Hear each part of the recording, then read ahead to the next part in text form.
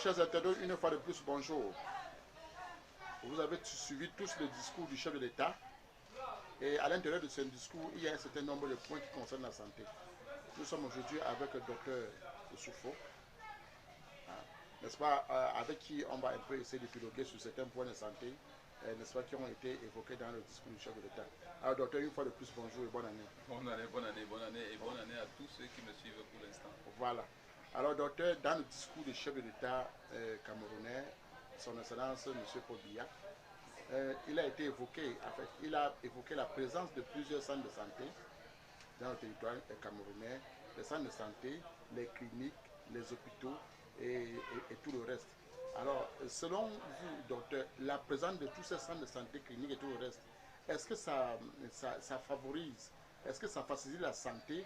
Est-ce que, après, à la présence de tout cela, n'est-ce pas, favorise la santé des êtres humains au Cameroun? Déjà, je vous remercie et je remercie également le chef de l'État pour avoir eu l'intention de pouvoir de dire ce que lui pense du fond du cœur. Ça veut donc dire, lors de ces remarques, il constate par exemple que les hôpitaux ne sont pas conçus selon les normes où l'État demande que les structures soient faites pour que tout malade puisse être satisfait dans de bonnes conditions. Vous allez voir certains hôpitaux.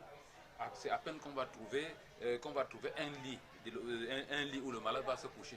Alors qu'il y a eu des moyens qui ont été déboursés pour pouvoir résoudre ce problème. Vous allez voir certains malades dans des conditions où ils s'asseyent sur des bancs, ils dorment sur des bancs. Étant déjà malade, quand tu te couches sur un banc, tu t'attends à quoi?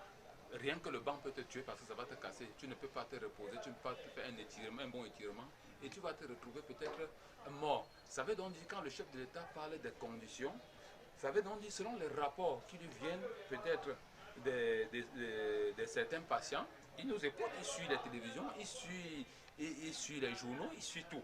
Mais quand il voit déjà ça, quand il constate ça, il n'est pas obligé de parler, c'est de son droit de parler, puis c'est le chef de la nation. Il est obligé de parler. Et là, il veut dire par exemple, regardez, on va dire par exemple de construire un hôpital dans un centre bien retiré. Parce que rien que l'air qui peut être pollué et qui traverse dans des vitrines pour atteindre un malade peut la fuser et le tuer. Par contre, si ce centre de santé était par exemple retiré, ça ferait l'air pur devait plutôt sauvegarder et peut-être remonter le malade à 60% et les médicaments lui remontent à 40%. Donc, alors, docteur, je ne vous coupe pas, mais à l'écouter, on a comme l'impression que l'esprit de ce qu'il dit voulait juste rassurer les Camerounais sur ce que il y a déjà une bonne politique sanitaire qui est déployée sur la terre camerounaise pour favoriser la santé des êtres humains. Ça veut dire, à partir même déjà de Merci Chip qu'il a fait, d'opérations dans des bateaux, l'opération qui se font dans des bateaux, et il y a des opérations qui se font aujourd'hui dans des bateaux. Bon, ça c'est une aide qu'il a appelée pour le pays, pour notre pays. Bon, si déjà les conditions où on doit opérer des gens dans ce bateau ne sont pas vraiment respectées, on va où? Si le chef de l'État a pris le temps de parler de cela, ça veut donc dire il a eu un constat qu'aujourd'hui au Cameroun, on va dans du mélo. C'est-à-dire les choses ne sont pas mises au point comme la santé demande. Et selon les conventions de Genève et de l'OMS, les choses ne vont pas en bon train. Et là, lui, selon les rapports qu'il écoute, il veut juste mettre ceux qui sont chargés de questions sanitaires, de pouvoir améliorer le système et les conditions de vie des malades dans des hôpitaux, de savoir comment gérer les choses dans des hôpitaux. On ne doit pas aller dans un hôpital trouver un objet souillé, peut-être un bistourin qui est souillé pour opérer quelqu'un. Là, on n'aurait pas dû aider cette personne. Voilà pourquoi le chef de l'État parle, il met plutôt chaque personne à son pas. Bientôt on va dire qu'est-ce que le chef de l'État a fait pour nous. Il fait beaucoup. Ce n'est pas lui qui viendra sur un terrain dire qu'on fait ceci, cela. Son rôle est de parler et puis on applique. Et si on n'applique pas, vous attendez quoi du chef de l'État? C'est ce que je voulais à tout prix dire que lui, ce qu'il dit, il ne fait que mettre en, il dit d'améliorer tout ce qui est des questions sanitaires pour que le malade qui se rend dans un hôpital soit contrôlé dans un cadre convenablement à la maladie dont il suit. Qui ne va pas à l'hôpital, il trouve les moustiques. Parce que je prends par exemple l'exemple de l'hôpital de Nebel où j'étais. Sans citer, hein, sans oui, citer. non, oui, je prends l'exemple terre à terre. Tout à fait. Oui, c'est un hôpital d'État. Et l'État a tout mis les moyens pour que cet hôpital soit. Mais j'ai été dépassé, que c'est les moustiques qui sont comme des gardes-malades, qui soient comme des gardes-malades. Qui soient comme des gardes-malades. Et c'est des souris qui soient comme les contrôleurs des patients, ce qui est déplorable pour nous, mon frère. Donc si le chef de l'État parle de cela, ça veut donc dire il en a marre, il a des trop, il a reçu des trop. Mais docteur, qu'en est-il des personnels sanitaires dans la médecine conventionnelle formée? Qu'en est-il effectivement? Parce que il semblerait qu'il y a des personnels sanitaires qui ont suivi, qu'on peut appeler par exemple médecins, qu'on peut appeler infirmiers, n'est-ce pas, qui ont été formés dans des conditions vraiment déplorables, docteur. Qu'en est-il? Aujourd'hui, vous voyez, beaucoup de patients font plutôt recours à la médecine traditionnelle. Je vais arriver à votre question. Beaucoup de malades font plutôt recours à la médecine traditionnelle. Pourquoi? Parce que tu vas voir un médecin qui est formé, ou une femme qui doit peut-être accoucher normalement et que son jour n'est pas peut-être vraiment atteint. On lui dit, tu vas passer par une opération où on provoque l'accouchement. Or, le médecin qui est en face, il se dit, vraiment, j'ai fait une formation. Mais quand je vois le naturopathe qui est en train d'opérer les merveilles, où je vais alors travailler quoi? Lui, il est obligé de prendre une autre méthode pour pouvoir conquérir, pour pouvoir prendre son argent. Et c'est ce que je dis encore aujourd'hui à tout le monde qui m'écoute, pour les médecins qui m'écoutent, parce que quand ils lisent et ils me suivent. Vraiment, essayons de laisser un peu l'argent derrière. Parce que c'est l'argent qui est en train de nous détruire et détruire la vie des Camerounais. Même pas seulement des Camerounais, bon, si dans d'autres pays, ça se passe. Ça veut donc dire quand on met de l'argent au devant des choses. Là, on est en train de multiplier, la vie de plusieurs personnes en danger. Or, laissons, vous qui êtes formés en tant que médecin, puisque vous dites, si le médecin ne prescrit pas, le pharmacien ne mange pas. Or, ce n'est pas ça. Il faut prescrire selon les normes. Il y a des produits qui peuvent provoquer l'accouchement, sans toutefois passer par des opérations. Il y a des produits qui peuvent toutefois passer par des opérations.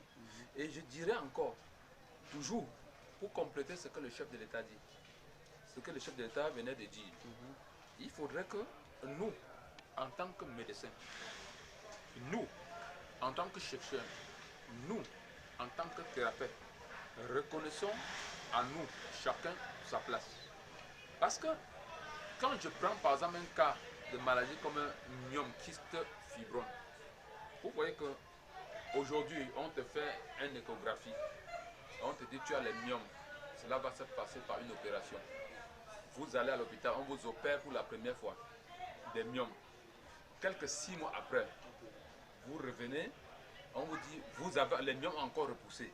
On va encore vous opérer pour une deuxième fois. On vous opère. La troisième fois, vous revenez, les myomes ont encore poussé. On vous opère encore pour la troisième fois. Vraiment, je demande à tous ces personnels médicaux, est-ce que le ventre de la femme, c'est une charcuterie humaine où on doit aller découper, déverser? Il y a des choses où quand ça nous dépasse, on doit laisser. On ne doit pas forcer. Laisser à César ce qui appartient à César et à Dieu ce qui appartient à Dieu. Quand on fait une échographie et que l'opération, quand on opère, c'est pour qu'on entende plus parler de ce mal. Mais si on opère un mal, le lendemain on revient encore sur ce mal. Ça veut donc dire que ce n'était pas dans le cadre de l'hôpital. Mais là-bas, ça devait plutôt rentrer dans le cadre de la tradition, qui revient à ce que je dis du jour au lendemain. Qu'est-ce que c'est qu'un praticien? Qu'est-ce que c'est qu'un charlatan? Qu'est-ce que c'est qu'un néboriste? Voilà. Qu'est-ce que c'est qu'un médecin? Chacun doit vraiment se poser cette question avant de poser certains actes réfléchis. Parce que s'il faut que je rentre, un médecin n'est qu'un prescripteur. Il n'est qu'un prescripteur. Un pharmacien, c'est celui qui a fait ses connaissances, il a fait des laboratoires, il a étudié les plantes sur le terrain et il met en pratique ce que lui a fait. Par contre, un médecin traditionnel, c'est celui qui traite à base d'une tradition ancestrale. Il y a dans ça, il y a des branches, il y a des voyants, ceux qu'on appelle les voyants. Il y a des gens qu'on appelle des praticiens pleins. C'est-à-dire, lui, il traite rien qu'à partir de la tradition des ancêtres. Ok, On les a docteur. délivrés. Je crois que ça, c'est un autre dossier dans lequel on va entrer. Et au moment opportun, on va entrer et on va vraiment en débattre parce que pour moi, c'est un sujet très très long. Voilà. Je voudrais, n'est-ce pas, qu'on s'appesantisse aujourd'hui, comme on est en train de le faire, sur les propos du chef de l'État. Voilà, nous avons ébauché le premier point qui était, n'est-ce pas, la création des centres de santé, des cliniques, des centres de médico-sanitaires et tout le reste. Vous avez donné votre opinion là-dessus. Maintenant, il y a un autre aspect. Il a pas, n'est-ce pas, de la couverture santé universelle. Alors, docteur, la couverture sanitaire universelle, ça veut dire quoi? Ça veut donc dire il faudrait déjà ce qu'on appelle la collaboration entre la médecine moderne et la médecine conventionnelle, entre la médecine conventionnelle et la médecine traditionnelle. C'est ça ce qu'on appelle la couverture sanitaire universelle, santé universelle. Oui. Ça veut dire il faudrait que les deux médecines s'entendent. Qu'on ne parle pas toujours qu'il n'y a que l'hôpital pour faire ceci. Le but c'est quoi? La santé c'est quoi? C'est de chercher la survie d'un patient. Et quand le chef de l'État parle, ça veut donc dire, lui, il comprend que déjà, quand on se base de tous, d'un seul côté, on ne peut pas en venir. Il faudrait maintenant qu'on essaie de mesurer, de peser la balance des deux côtés pour trouver ce qu'on appelle la santé universelle dont il parle. Donc il est alors grand temps que mes très chers collaborateurs de la médecine moderne. Oui, mais quand le chef de l'État parle, quelque part, il a beaucoup de raison. Parce que quoi? Le charlatanisme fait foi à beaucoup de choses. Ouais. Ça bat son plein, hein, que ce soit dans la médecine conventionnelle, oui, que dans la médecine traditionnelle. Hein. C'est ça, quand on dit charlatanisme, c'est des deux côtés. Tout à fait. On peut être médecin. On peut être médecin sur le papier et être charlatan sur le terrain. On peut être praticien de santé sur le marché et être charlatan sur le terrain. Donc quand le chef de l'État dit, c'est pour dire, il faudrait que chacun prenne son âme et conscience par rapport à ce qu'il fait. Et au devant de celui qui se présente devant lui. Parce que aujourd'hui, tu n'as pas de l'argent, tu ne dois pas te faire soigner. Pourtant, tous les moyens ont été mis en jeu. Et pourtant, même les gens ont prêté serment. Hein? Serment. Voilà. On ne prête pas serment pour le faux, on prête le serment pour la vérité. Tout à fait. Mais quand tu prêtes serment dans quelque chose que tu sais que c'est réel et le lendemain c'est le contraire, est-ce que tu as prêté alors quel serment? Tu as prêté dans le sens négatif. Ok.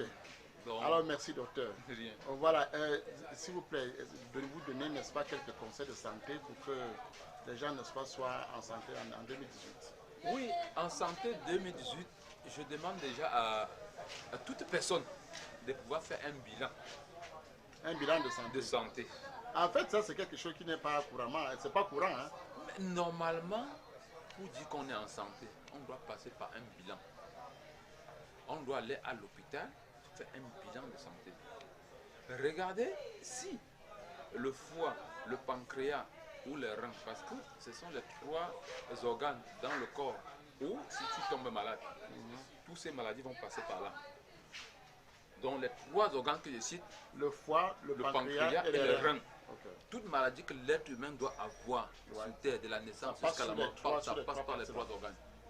Et ça veut dire, pour un bon bilan de santé, il faudrait passer par le foie, par le pancréas et les reins. Si les reins sont normaux, le pancréas est normal, le foie est normal, ça veut dire que vous avez une santé parfaite. Tout ça, ça ne trompe pas. Mais si déjà un de tous ces trois organes a un problème, oui, ça peut être l'insuffisance rénal, non, non, pas l'insuffisance rénale, l'insuffisance du pancréas, ok, l'insuffisance du foie et la non-sécrétion des reins. Et lorsque vous avez l'un des trois parties là qui est touché, vous à l'hôpital, quand on dit par exemple maladie vénérienne, on revient sur les reins. Quand on parle par exemple d'un diabète, on revient sur le pancréas. Quand on parle d'un hépatite, on touche le foie. Ça veut dire vraiment pour être en santé. Je prie et je demande. N'ayez pas peur d'aller dépenser à l'hôpital pour votre check-up le check-up est pour vous la priorité en 2018 pour être vraiment en santé. Le reste, on le fait. Si après le check-up, on trouve qu'il y a l'anomalie, le reste, on doit savoir comment gérer.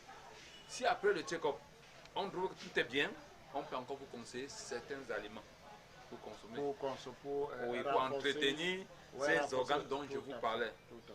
Donc, je m'arrête à ce niveau, dans ce cadre-là. Merci docteur, hein. Merci. Je crois que vos conseils, n'est-ce pas, vont aller à l'endroit de tous ceux, n'est-ce pas, qui ont besoin de cela. Vos conseils, n'est-ce pas, vont être très bénéfiques pour tous les êtres humains dans le monde entier, parce que notre chaîne de télévision est vue, n'est-ce pas, dans tout le monde entier à travers les réseaux sociaux. Merci docteur, merci beaucoup. Merci également. Voilà, je crois que nous, on reviendra la prochaine fois. Vous avez évoqué, n'est-ce pas, des points très, très sérieux là-bas. Il s'agissait, n'est-ce pas, de charlatanisme qui est, n'est-ce pas, dans tous les compartiments médicaux, je veux dire. Voilà, c'est-à-dire de charlatanisme dans la médecine conventionnelle, le charlatanisme, n'est-ce pas, dans la médecine traditionnelle. On reviendra la prochaine fois, n'est-ce pas, pour ça, docteur. Mais c'est rien de rien. Okay. Il faudrait qu'on revienne vraiment sur ça parce que c'est une question qui touche le social. Tout à fait. Normalement, quand dans le cadre culture et santé, dans le miroir social, oui, vraiment quand on parle de miroir social, c'est parler de la société. On voit un peu tout ce qui gêne la société. Tout à fait. Et puis on rentre là-dedans. Oui, on redresse la population à partir de cette chaîne. Donc ceux qui regardent cette chaîne ne regretteront pas parce que ils ont il y a des experts, il y a des experts qui peuvent leur donner beaucoup de conseils. Tout à fait. Ok, merci, à la prochaine. Merci mon père.